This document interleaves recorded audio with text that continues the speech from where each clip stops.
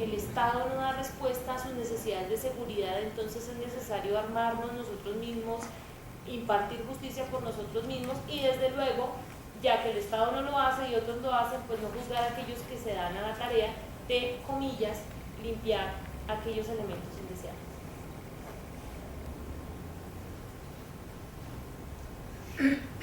Bueno, por mi parte, digamos que yo traté como de hacer un escrito para sintetizar algunas de las cosas que me han llamado la atención de este texto.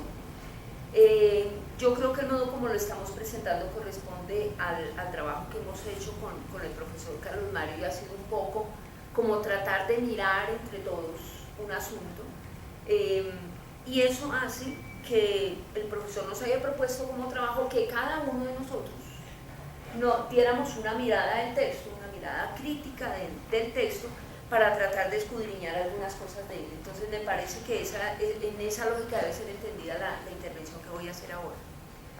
Lo primero que quisiera decir antes de comenzar a leer y comentar este texto es que yo creo que el potencial de un texto se mide más por los caminos que abre que por los que cierra. Y en ese sentido creo que este texto abre muchos caminos de investigación, de muchas cosas que el texto comenta. Entonces, como de alguna manera mencionaba Jorge Orlando Melo, si yo tuviera que medir el valor de un texto y tuviera que decir qué es para mí un buen texto, yo diría que es el que permite abrir muchos caminos de investigación, y creo que en eso este texto lo hace. O sea, este texto es más las preguntas que deja que las preguntas que responde. Entonces, eso creo que es un gran potencial del texto en sí mismo. Y obviamente pues me meteré por los caminos que abre, más que por los que cierra o por los que trata de explicar, con los cuales me distancio además. Entonces comienzo leyendo la reseña y en algunas partes la voy a comentar. El texto de Carlos Mario Perea hace parte de una serie de investigaciones del Centro de Memoria Histórica sobre la violencia en sus distintas modalidades. En este caso específico, Perea pretende reconstruir y reflexionar sobre un fenómeno que en Colombia ha venido sucediendo de forma sistemática y que se incrusta en el largo historial de la violencia, la matanza social. Yo de entrada asumo el concepto que el autor, uno de los conceptos que el autor propone, matanza social, para allanar de una vez el camino que el autor invita a allanar, dejar de llamarle a esto limpieza social. Este tipo de violencia ha sido nombrada y continúa siendo nombrada con el nombre que le dan sus ejecutores, limpieza social, porque es que los que hablan de limpieza son los que la hacen, evidentemente. Perea propone un giro en el concepto, que sería un punto de partida en el largo camino del compromiso por reflexionar sobre las causas y las soluciones para contrarrestar la recurrencia del fenómeno, el cual hasta ahora ha sido consentido e incluso aceptado socialmente. Esto me parece importante, o sea, casi que uno entiende el libro como un compromiso social, o sea, es muy difícil que cuando usted lo esté leyendo de alguna manera no sienta en cada una de las palabras y expresiones que usa el texto un gran compromiso social por parte del autor, o sea, y su pretensión muy fuerte es tratar no solamente de llamar la atención sobre eso, sino que de alguna manera él dice, mire, tenemos que contrarrestar que este fenómeno sea sistemático, y perdóneme la expresión, que nadie le pare bolas a esto, o sea, que esto haya entrado como en el terreno de la normalización. Entonces, esa preocupación se le nota, y se le nota todo el tiempo, o sea, en las adjetivaciones que usa, en las descripciones que hace, eso es muy recurrente, que de alguna manera pretende como prender las alarmas y hacer como una especie de llamado para contrarrestar pues la recurrencia sistemática de ese fenómeno que hasta ahora parece que a la sociedad le parece normal, y le parece normal pues porque se ha normalizado por muchos lugares que ya mencionó mi compañera Luisa Oro. Entonces, bueno, este fenómeno ha sido consentido e incluso aceptado socialmente, lo cual se evidencia para el autor en tres cuestiones. Una, el silencio, tanto académico como estatal, y en parte social. Cuando digo en parte es porque parece que existe una parte de la sociedad que la aprueba, en especial al interior de las comunidades donde ocurre y en los medios de comunicación que suelen tomar la vocería como intérpretes de la realidad nacional. Entonces, incluso él trata de señalar cómo los medios de comunicación también dicen venganzas entre bandas, y eso ya, de alguna manera, como que autoriza a decir, son venganzas entre bandas. Entonces se normaliza la cuestión. Otra forma, como se evidencia que el fenómeno es aceptablemente asociado, aceptado socialmente y consentido, es la repetición acrítica del argumento de los victimarios, que consideran que la limpieza social es una forma de restituir el orden social y en este sentido algo moralmente correcto e incluso necesario. Incluso el victimario se siente como un salvador de la sociedad. O sea, y en la entrevista que él pone, la entrevista de Rogelio, él cree que es un personaje digno de poner allá, como no sé si existiera un lugar como de los héroes nacionales. Yo creo que él mismo se instalaba solito allá. Número 3, tercera evidencia, dice: la práctica estatal que no trata la limpieza social como delito, no lo ha penalizado. Él pone solamente una evidencia allí, dice que hay como una especie de sentencias que ha dictado la Corte en las que de alguna manera se ha referido al término. Entonces, que eso es como lo que él ve como una especie de entrada, donde podía de alguna manera, si usted viera el Estado como un gran aparato, usted diría, mira, aquí hay una entrada sensible del problema en lo que las Cortes pronuncian, que por lo menos le llaman limpieza social y lo ponen como una especie de antecedente para mostrar desde luego un largo historial de antecedentes, por ejemplo, de algunos paramilitares. Entonces dice él, bueno, por lo menos si el Estado no se preocupa como sistemáticamente, yo sí he encontrado unas entradas aquí, poquitas, pero trata de establecer cuáles son. Digamos que ese ejercicio último que él hace, o sea, este que estoy diciendo de las entradas desde el Estado, me interesa en el sentido de que tal vez una de las preocupaciones profundas del texto también es que el Estado no tiene cómo atrapar esto. O sea, la limpieza social no hay cómo atraparla como delito. O sea, es muy difícil verlo, pues como él lo quiere ver, ¿sí? Como un fenómeno en el cual usted se abroga la posibilidad de asesinar una cantidad de personas en bien de la sociedad. Eso es una matanza, como él describe la matanza de Juan Pablo II, que me parece una cosa terrible, como la describe, como la gente tiene que caminar por las calles y ve cómo matan al otro y trata de salir a evitar eso y no puede, y finalmente muere la abuela de uno de estos jóvenes en eso, y uno dice, claro, esa cosa es terrorífica, o sea, la descripción es absolutamente terrorífica, pero no solamente eso, sino cómo no poder decir ante la ley, ante la legalidad establecida, que eso sucedió y que exista algo para perseguir eso. Entonces esa denuncia es bien importante para este asunto del compromiso, reitero una vez más, de sensibilizar a la sociedad sobre lo que está sucediendo y lo urgente que es para investigadores, para el mismo aparato judicial colombiano, para darle bolas a esto. O sea, esta cosa es muy recurrente como para que uno diga que no existe. Bien, para indagar el fenómeno, el autor centra su mirada en la localidad de Ciudad Bolívar, entre el periodo 1998-2003. Lo hace por dos razones. La primera, hay una restricción de las fuentes, en especial por las características de este delito.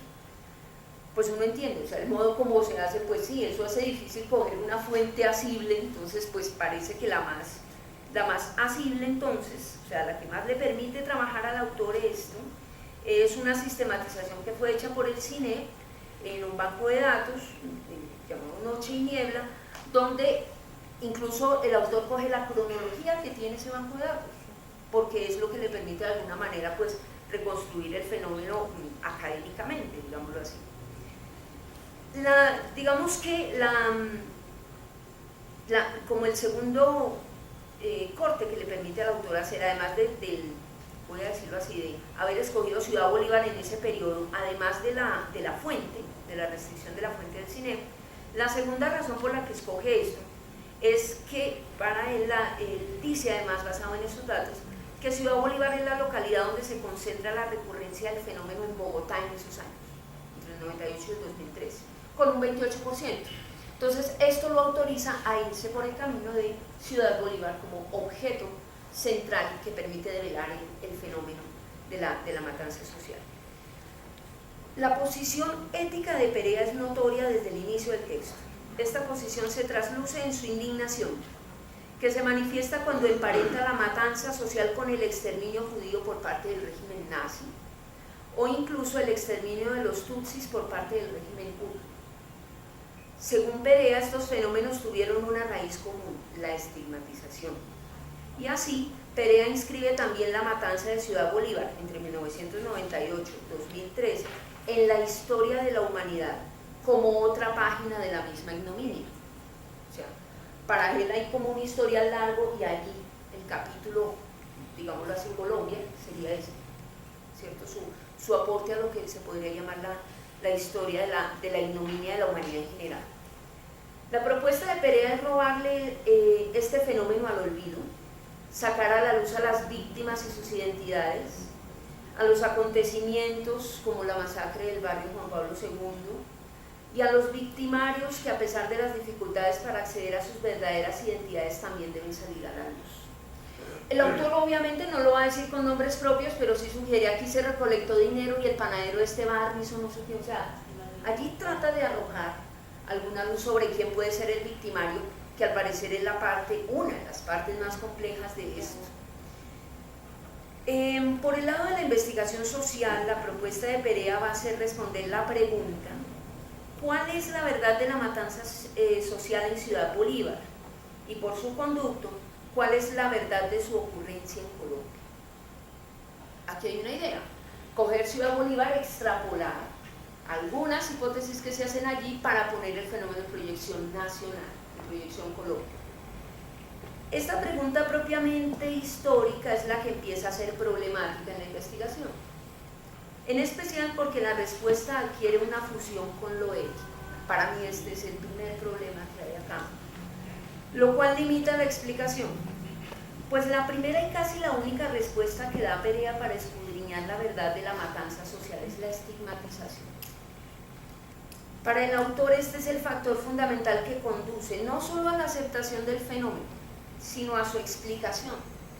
Dice Perea, refiriéndose a Ciudad Bolívar: las consecuencias del estigma sobre la proliferación del exterminio son directas, como lo deja ver la inminente persecución que ha caído sobre la juventud de la localidad. O sea, su apuesta, reitero, va a ser de algún modo la estigmatización como casi como un referente causal moral, por supuesto, de lo que significan estas matanzas. Ahí es donde me parece que se empieza a complicar el argumento. Este argumento central es sostenido en todo el libro con varias evidencias. La matanza ultima a personas desviadas, identidades conflictivas, que tallan la convivencia, sea porque delinquen o chocan contra un canon moral. Es una cita de la página 45. Lo que persigue el autor entonces es el estigma y sus manifestaciones. Luego, explicando todo el fenómeno, por no decir que reduciéndolo al estigma, lo pone como un fenómeno con motivaciones morales, de cara a cómo se disponen los asuntos de la vida en la calle. Un poco la idea es que la violencia urbana adquiere es como distinta a la violencia que hemos conocido, la violencia política y la violencia del conflicto armado, la violencia relacionada con las reivindicaciones sociales. Adquiere un carácter distinto y este es el carácter urbano, que él va a llamar como un contexto especial donde se disponen los asuntos de la vida en la calle, y allí se da esta cosa que se llama la matanza social, que pues parece ser un fenómeno, reitero, que se distancia de las otras violencias. O sea, es como otra violencia, diferente. Igualmente organiza los datos según el planteamiento, sigo insistiendo como su planteamiento del estigma, ya que el estigma de la matanza en Ciudad Bolívar pasa por ser joven, vicioso, vestir raro, ser delincuente, no trabajar. Un poco su apoyo claro es el testimonio que pone Rogelio, que es el que dice: no, esos muchachos son viciosos, esos muchachos no trabajan, se la pasan vagando todo el día. Esas cosas lo llevan a esta idea. Luego hace una especie de inventario sobre algún lugar histórico de donde emergieron estos estigmas. Pero ese lugar, o sea, él trata de decir, bueno, este estigma, es decir, es joven, es vicioso, viste raro, es delincuente, no trabaja, ¿esa vaina de dónde sale? O sea, ¿Cómo es que la sociedad llega a construir un estigma de ese raigambre? Pues para despreciar esos defectos sociales. Dice de alguna manera entonces que hay que hallar un lugar histórico de donde emergen esos estigmas, o sea, cuando la gente empieza, o sea, como cuál es el contexto que permite fijar este tipo de estigmas. Dice, pero ese lugar, es lo que digo yo, es igualmente un lugar ahistórico. Él termina diciendo que el lugar es el miedo, o sea, la gente siente miedo. Entonces empieza a hacer un inventario de las cosas a las que la gente le tiene miedo. ¿Cuáles son los pánicos sociales? Entonces, el reducto desde donde se construye el estigma, reitero, es el miedo. Por supuesto, ¿por qué digo histórico? Pues porque el miedo es una cosa que atraviesa, es una categoría totalmente transversal en la historia. Casi que uno diría, pues todo el mundo tiene miedo, desde el paleoindio hasta acá, pues todo el mundo tiene miedo. Entonces, habría que colmar de contenido histórico el miedo. O sea, habría que poner objetos susceptibles de generar ese pánico, ese miedo social. Una vez señalado el lugar, o sea, el miedo, Perea lo puebla con conflictos colombianos. El delincuente, el vicioso fruto de la guerra contra las drogas, las personas improductivas juzgadas a partir de la aceptación de los valores del neoliberalismo en el mundo contemporáneo. Esa descripción la hace desde la página 78 casi hasta la página 80. O sea, él dice, listo, este es el inventario, estos son los miedos colmados de realidad colombiana. Lo mismo pasa al presentar los datos, pues para el autor, estos ratifican su idea de que se mata por ser joven. Muestra en el gráfico de la página 96, en el que la identidad de las víctimas en Ciudad Bolívar era ser 75% jóvenes. Sin poner en cuestión este cruce de la categoría joven con otras.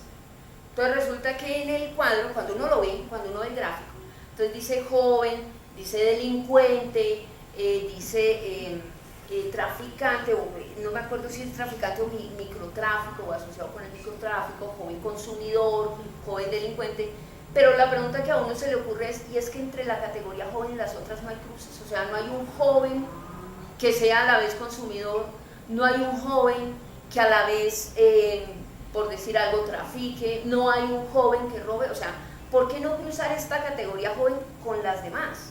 O sea, para tratar de asir el fenómeno de otra manera.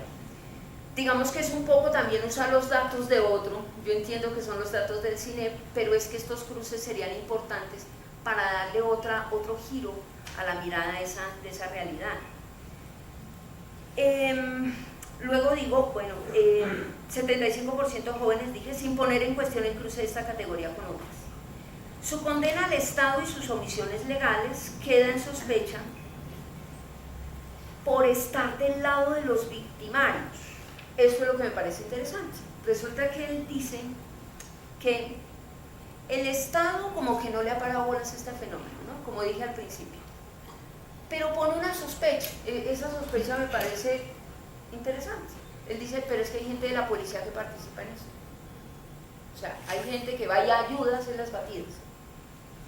Entonces, claro, ¿cómo no pensar entonces el problema de la institucionalidad? No solamente desde que el Estado no le ha parado bolas a esto, sino el Estado no le ha parado bolas a esto porque participa en esto.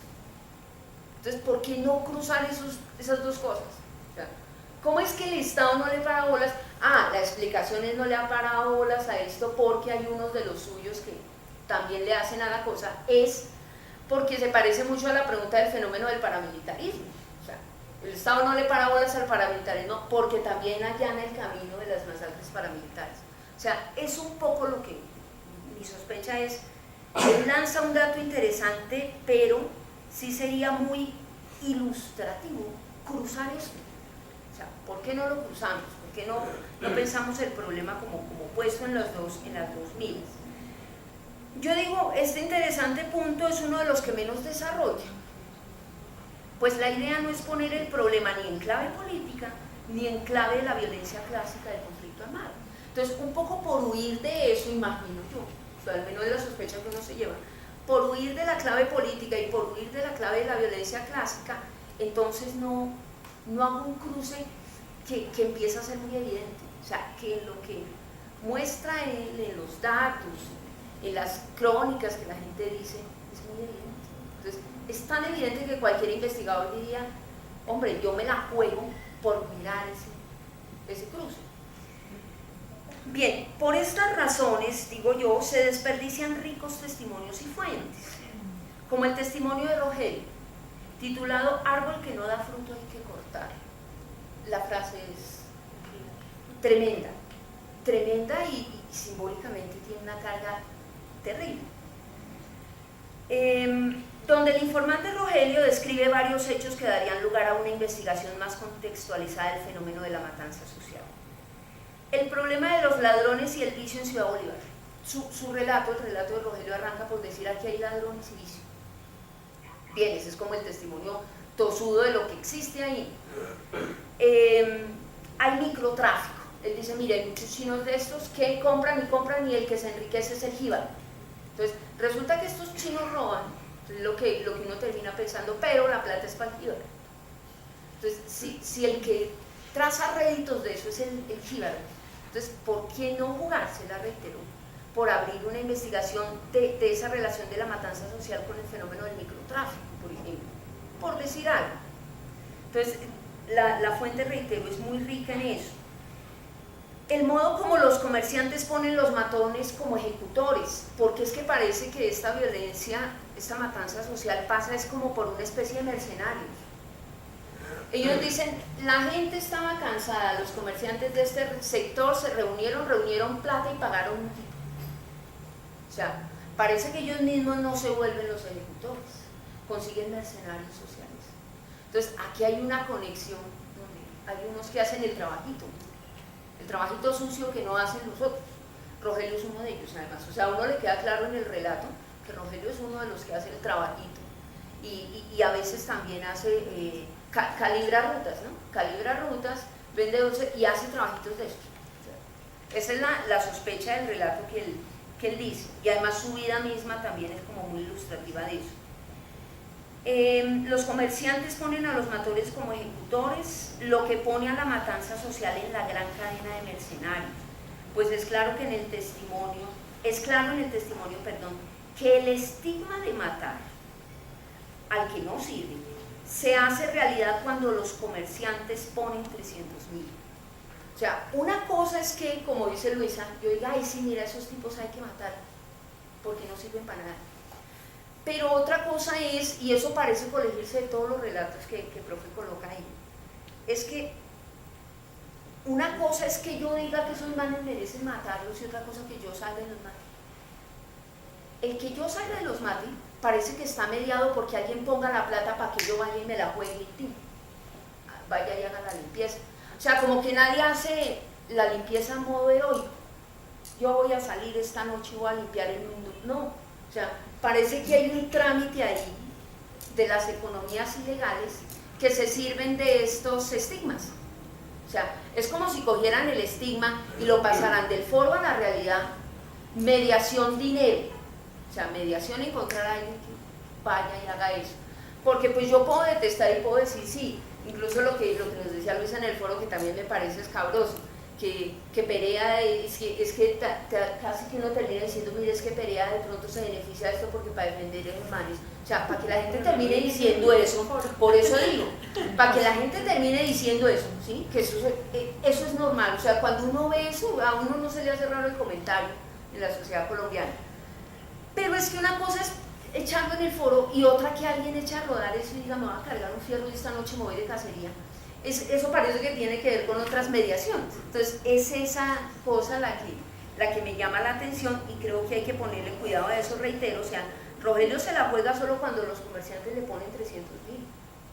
Cuando en el panfleto aquel, creo que era el de Chapinero, creo que era el que decía que un grupo de comerciantes dijo vamos a limpiar esto en el centro de la ciudad, entonces vamos a limpiar esto e invitaban a la gente a que hiciera su aporte para poder limpiar la zona. Esa cosa parece que es muy importante en esto, en la matanza social. Bueno, listo, digo, ponen 300.000 para quitarse el dolor de muelas, como dice Rogelio. De lo contrario, muchos como Rogelio se quedarían como calibradores y vendedores ambulantes. Si el propósito es establecer, como sugiere Perea, la verdad de la matanza social en Ciudad Bolívar y en el país, este es un fenómeno que hay que contextualizar, pero no en la historia de la humanidad en general, a partir de la teoría del estigma, sino en la realidad social de un país en el que el desarrollo de las colonizaciones desordenadas, en los extramuros de la ciudad y las economías informales e ilícitas ponen el crimen colectivo a la orden del día.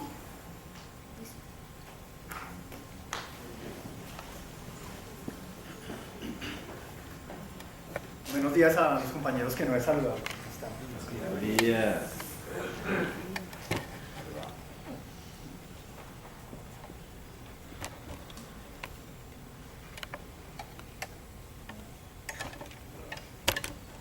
No sé si se vea bien, pero pues me va a ayudar apenas con tres Se presentaciones. ve bien. ¿Sí? A la derecha.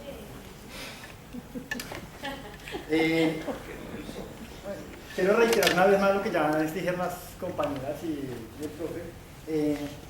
Lo que estamos haciendo nosotros, así te cuadro, unos comentarios al texto, por consiguiente pueden ocurrir dos cosas.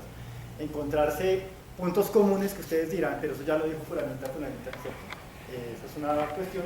Y la otra, puntos a discutir, puntos en discusión. Entonces, yo, teniendo en cuenta justamente que algunos elementos dichos por las compañeras también los tengo yo, voy a tratar de saltarme algunos y ser un poco más ágil, con la ayuda pues, de la presentación.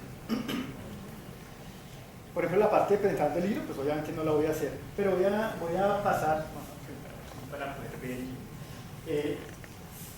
En la primera parte encuentran ustedes allá arriba las cosas por su nombre y una pregunta, limpieza social o exterminio. En el cuadrito negro encuentran una cita tomada directamente del libro, ambas son citas, perdón. Entonces, ¿a qué hace referencia es este cuadro que es lo que tengo acá, pero pues, no lo voy a leer en ese caso? Hace referencia justamente al hecho de o aceptamos que hay limpieza social o llamamos las cosas por su nombre. Creo que ese es un elemento crítico del libro, ¿cierto? Justamente el profe nos dice, intentemos hacer un análisis crítico, qué elementos críticos encontramos en el texto, que para mí un elemento crítico que hay en el texto es llamar las cosas por su nombre, es decir, no limpieza social, aunque no se utilice socialmente el término exterminio o matanza, para mí la matanza forma parte del exterminio. Por ejemplo, una matanza puede ser la que ocurrió en el paro Juan Pablo II, por ejemplo, ¿cierto? Pero también hay muertes selectivas. Así que la sumatoria de muertes selectivas pues daría como resultado una matanza. En conclusión, lo grande o lo macro sería el exterminio. Inicialmente yo quiero plantear algo que puede ser discutible, obviamente, que es cómo se vuelve una víctima víctima, ¿cierto? Entonces, en el texto encontramos, también lo dijeron las compañeras, que las víctimas de la limpieza social, de la mal llamada limpieza social o del exterminio, que será el concepto correcto, ¿cierto?, para utilizar de acuerdo al documento, son básicamente delincuentes o personas que no necesariamente siendo delincuentes son discriminadas socialmente. Prostitutas, por ejemplo, indigentes, homosexuales, etc. Pero dentro de esos hay unos que son delincuentes y aparecen allí como víctimas porque son obviamente, y en efecto lo son víctimas, eso es innegable, pues, del exterminio, ¿cierto? Es decir, alguien los asesina. Pero a mí me cae una pregunta, la tengo ahí redactada, pero insisto por cuestiones de agilidad, que no lo quiero leer. Me suscitaba la pregunta en el texto al leer el libro del profe, ¿por qué se genera esas víctimas? Porque en efecto ellos, y esto puede ser polémico, pareciera que yo apoyo la limpieza social, pero no es así, ¿cierto? ¿Quién manda a matar a un muchacho? Pues, ¿o qué hizo ese muchacho? Pues en efecto, si uno mira, lamentablemente uno encuentra cientos de historias, no solo en Bogotá, sino en todo el país y en otras partes, al menos de América Latina, que él violó, él robó, usted iba tranquilo por la calle, ¿cierto? Incluso aquí no nadie apoya la limpieza social, estoy seguro de eso, pero yo he escuchado comentarios aquí dentro del grupo que estamos, que cuando salgamos a tomar tinto, pues tratar de no mostrar el celular, ese tipo de cosas, porque la zona, en fin, ese tipo de cosas.